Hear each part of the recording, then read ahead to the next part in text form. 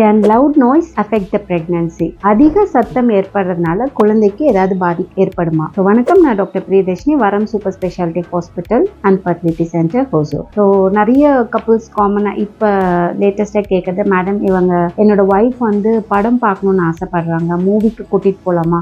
மூவியில் ஏற்படுற சத்தம் அவங்களுக்கு அதனால ஏதாவது குழந்தைக்கு ஏதாவது பாதிப்பு ஏற்படாமா? இது காமனாக நிறைய பேர் கேட்குற டவுட்டு. லவுட் நாய்ஸ் சடனாக இப்போ வருது, ஃபார் எக்ஸாம்பிள் ஒரு ஹார்ன் சவுண்டு அந்த மாதிரி ஏதாவது ஒரு சவுண்ட் வரும்போது அதனால பேபிக்கு எந்த எஃபெக்டும் வராது.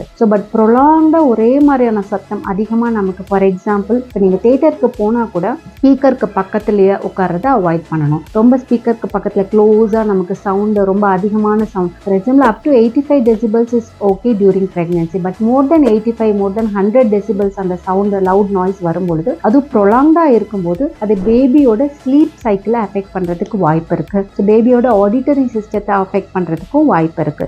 பேபியோட காது கேட்கும் திறன் இதனால கண்டிப்பா கம்ப்ளீட்டா லாஸ் ஆயிடும், அப்படி எதுவும் கிடையாது. பட் கண்டிப்பா பேபியோட ஸ்லீப் சைக்கிள் அஃபெக்ட் பண்ணும். இன்னொன்னு, பேபிக்கு சடனா ஒரு ஜர்க், ஒரு அதிர்ச்சியை ஏற்படுத்துறதுக்கு வாய்ப்பு இருக்கு.